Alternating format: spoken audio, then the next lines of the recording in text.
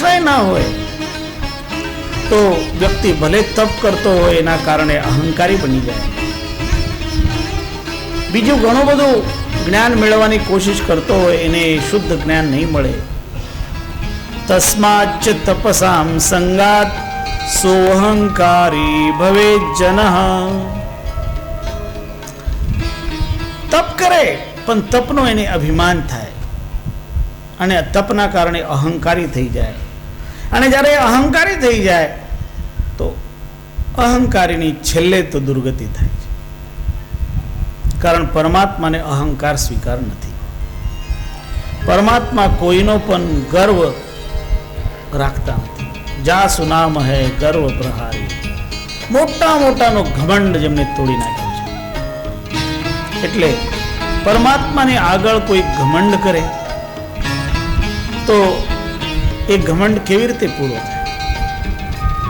એટલા માટે સદગુરુ કહે છે કે જે સાર નામનો આશ્રય લેતા હોય એ કોઈ દિવસ માન મોહ અભિમાનમાં પડતા નથી. પણ એ કયા પ્રકારના ગુણોને આશ્રય લેતા હોય? સાર નામાશ્રિતો યશ્ચ સશીલાદિન ગુણાન ભજે. જે સાર નામની ઉપાસના કરતા હોય એ શીલ, દયા, ક્ષમા, ધૈર્યતા આવા સદગુણોને એ ગ્રહણ કરે છે. શીલ આદિ ગુણ. સૌથી પહેલા મોટામાં મોટો ગુણ છે જે શીલ ગુણ છે. શીલ જેનું શ્રેષ્ઠ એની આગળ તો ઇન્દ્રાદિક પણ કોઈ મૂલ્ય રાખતા નથી. આપણે ભગવાન રામનું જીવન જ્યારે વાંચતા હોઈએ, સાંભળતા હોઈએ તો એમને શીલ નિધાન શબ્દથી ઓળખવા. અર્થાત એમનું ચરિત્ર એવું કે બધી રીતે વ્યવસ્થિત મર્યાદિત જીવન. આપણે જ્યારે રામાયણની કથાઓ સાંભળીએ તો રામાયણમાં જે રામ, લક્ષ્મણ, ભરત, શત્રુઘ્ન, સીતા એમનું જ્યારે ચરિત્ર જોઈએ તો એમનું ચરિત્ર એવી રીતે વર્ણન છે કે એ સંપૂર્ણ રીતે માનવ માટે આદર્શ ચરિત્ર છે. તમે જ્યારે મહાભારતમાં જે ચરિત્ર છે એમને જોજો તો મહાભારતના જેટલા પાંડવ, કૌરવ, દ્રૌપદી, ભાનુમતી બધા જ એમનું જે આપણે ચરિત્ર જોઈએ તો એમના ચરિત્રમાં બધું ઈર્ષા, દ્વેષ, રાગ. એટલે મહાભારતમાં માનવીય ચરિત્ર દેખાય. જેવી રીતે સામાન્ય માનવીમાં હોય ને એવી રીતે મહાભારતમાં દેખાય અને રામાયણમાં આદર્શ દેખાય. એટલે લોકોને વધુમાં વધુ આદર્શની તરફ એનો ઝુકાવ થતો હોય છે. પણ આદર્શ સાંભળવું લોકોને ગમે પણ એ આદર્શ જીવનમાં ધારણ કરવું અઘરું. પણ વ્યક્તિની કોશિશ હોવી જોઈએ કે આપણે આપણા જીવનને આદર્શ જીવન. આદર્શનો અર્થ હોય છે અરીસો. આપણું જીવન એવું હોય છે કે જેવી રીતે અરીસામાં આપણું પ્રતિબિંબ દેખાય, જેવું છે એવું દેખાવું જોઈએ. અરીસો એક ગીતની પંક્તિઓ છે, દર્પણ ઝૂઠ ન બોલે.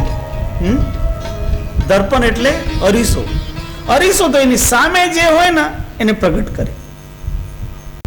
એટલે માનવીનું જીવન પણ એવું હોવું જોઈએ, જેવું છે એવું દેખાવું જોઈએ. જગતમાં લોકોની વૃત્તિ એવી હોય છે જેવું નથી એવું દેખાડવું અને જેવું છે એવું દેખાડવું નહીં. આ માનવી કોશિશ કરે છે છુપાવવાની બહુ. અને જ્યારે કોઈ એવી વસ્તુ હોય જે છુપાવવા જેવી લાગતી હોય ને એ કોઈના ખ્યાલમાં આવી જાય તો એ વ્યક્તિ એને કરે બ્લેકમેલ. આ જગતમાં આવું બધું જોવા મળતું. પણ જેવું છે એવું જ દેખાવું હોય તો એવા વ્યક્તિને બ્લેકમેલ કોણ કરે? જે છે તે છે એટલે માનવીએ સામાન્યતયા એનાથી ભૂલ થઈ ગઈ હોય ને સ્વીકાર કરવા તૈયાર રહેવું જોઈએ. આ વાત યાદ રાખ. જે માનવી પોતે કરેલી ભૂલને સ્વીકાર નહીં કરે એ ભૂલને સુધારી નથી શકતો. આપણાથી કંઈક ભૂલ થઈ જાય ને તો આપણે સ્વીકાર કરવું છે કે હા મારી આ ભૂલ થઈ છે અને હું આ ભૂલને સુધારું છું. પ્રયત્ન કરવાનો, ભૂલોને સુધારતા રહેવાનો, તો ભૂલ નિવૃત્ત થતી જાય. નહીં તો સામાન્ય ત્યાં માનવીમાં ભૂલો થાય. આપણે ત્યાં તો કહેવા જ છે ને, માનવી માત્ર ભૂલને પાત્ર. ભૂલ થાય પણ એ ભૂલોને રિપીટ નહીં કરવાની, સુધારવાનું. સામાન્યમાં સામાન્ય વ્યક્તિ પણ ભૂલોને સ્વીકાર કરે અને એને સુધારે તો એ સંત બની શકે છે. ભૂલને પહેલા સ્વીકાર કરે, પણ જગતમાં તો સામાન્ય લોકો એવા હોય છે ભૂલને સ્વીકાર કરતા નથી, માને જ નહીં કે મારી ભૂલ છે. એક વખત એક મનોચિકિત્સક એટલે સાયકાઇટ્રિસ્ટ, એનું બહુ નામ હતું મોટું, તો એક મંડળ દ્વારા એને આમંત્રિત કરવામાં આવ્યું.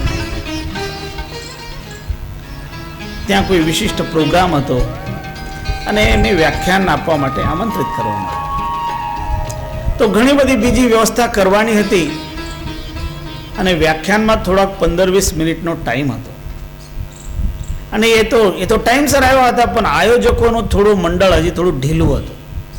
એટલે 15-20 મિનિટ નીકળી જશે અને પછી આયોજન શરૂ થશે ને પછી જે વક્તા છે એ વક્તૃત્વ આપશે. તો જે મંડળના જે સેક્રેટરી હતા, એ સેક્રેટરીને જે પ્રેસિડેન્ટ હતા એને સોંપી દીધું કામ કે તું એમને સાચો.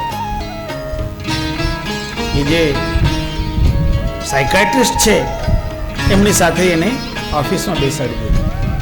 તો બે જણા જ્યારે ઓફિસમાં બેઠા તો હવે ખાલી ચૂપચાપ બેસે તો બરાબર નહીં લાગે, એટલે આ જે સેક્રેટરી છે એ સેક્રેટરી વિચાર કરે છે કે આપણે એમને કોઈ કોઈ રીતે વાતોમાં લગાડીએ અને એમના જે વિષય છે એમના વિષયની વાત કરીએ તો એમને કંટાળો નહીં આવે ને 15-20 મિનિટ એમને એમ નીકળી જશે.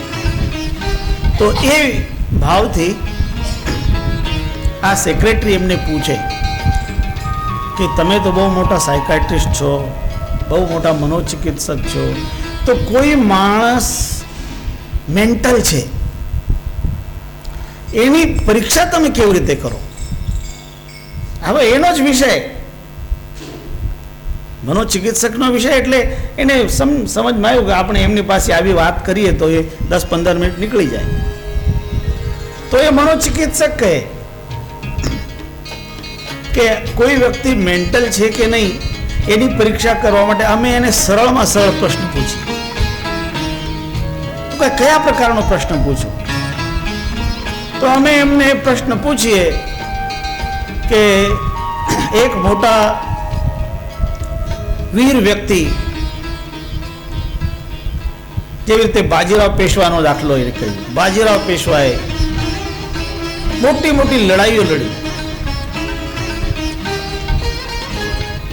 એને 1810માં 1815માં ગણતરી કરાવી, મોટી મોટી લડાઈઓ લડી અને 1825માં છેલ્લી લડાઈ, અને આ લડતા લડતા લડતા એક લડાઈમાં એનું મોત થયું. તો એ કઈ લડાઈમાં મોત થયું? પ્રશ્ન કરીએ કે કઈ લડાઈમાં મોત થયું? 1810ની, 1815ની, 1818ની, 1820ની કઈ લડાઈમાં એનું મોત થયું? તો સેક્રેટરી શું કહે? મારો ઇતિહાસ બહુ કાચો, હું એના સિવાય કોઈ બીજો ઉદાહરણ નથી. આનો અર્થ શું? એ પોતે સેક્રેટરી જ મેન્ટલ. અરે ભાઈ, ગમે તે સાધારણમાં સાધારણને ખબર હોય કે જેને 4-5 લડાઈઓ લડી હોય તો છેલ્લી લડાઈમાં જ મરવાના કે પહેલી થોડે મરે? પણ માનવી પોતાની ભૂલ સ્વીકાર કરવા તૈયાર નહીં અને એને કહે કે કઈ તમારે બીજું ઉદાહરણ નથી? હું ઇતિહાસ મારો બહુ કાચો છે. માનવીને ભૂલ સુધારવામાં એટલો રસ નથી દેખાતો, પણ હોવું જોઈએ. માનવીએ કોશિશ કરવાની કે આપણી ભૂલોને કાયમ સુધારતા રહેવાનું.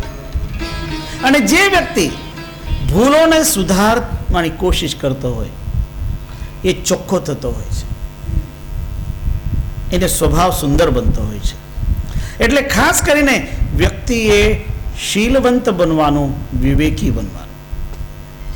જ્યારે વિવેક રહિત માનવી હોય તો એના વ્યવહારમાં એ દોષો સ્પષ્ટ દેખાતા હોય,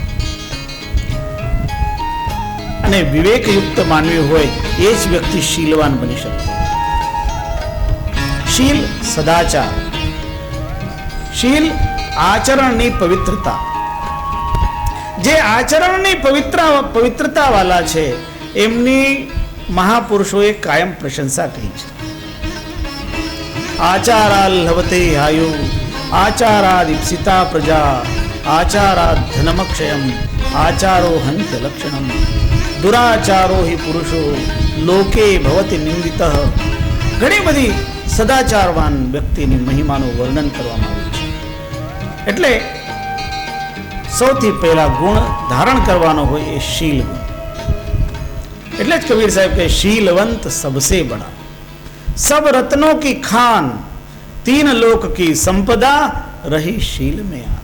અને જે શીલવંત હોય એ વિવેકી બને, એ નામ સ્મરણમાં, સત્ય નામના સ્મરણમાં લીન રહે અને સત્ય ઉપર એનો આધાર રહે. તો માનવીના જીવનમાં સત્ય સ્થિર થવું જોઈએ.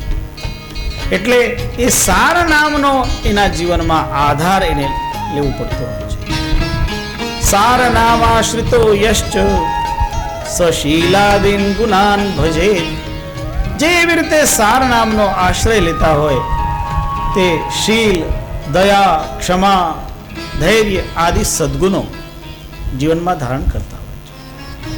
એટલે ખાસ કરીને આપણે બધાને શીલવંત બનવાની કોશિશ કરવી અને એમાં દયારૂપ ગુણ ધારણ કરવાનો. પણ દયા એવી નહીં જેવી રીતે મૃગના બચ્ચાને બચાવવા માટે ગયા ને મોહમાં પડી ગયા. દયા કરો પણ મોહ નહીં કરો. મોહ રહિત દયા, વિવેકયુક્ત દયા. અને જે કોઈ વ્યક્તિ વિવેકયુક્ત આચરણ કરશે એના હાથમાં અંકુશ રહેશે તો એનો મન કાબુમાં રહેશે. અને મન કાબુમાં મેળવવા માટે પરમાત્માના નામનો આશ્રય સર્વશ્રેષ્ઠ. એટલે આપણે થોડું નામનું સંકીર્તન કરીએ. સત્ય નામ ભજો, સત્ય નામ ભજો, સાચા સંત થવા સત્ય નામ ભજો.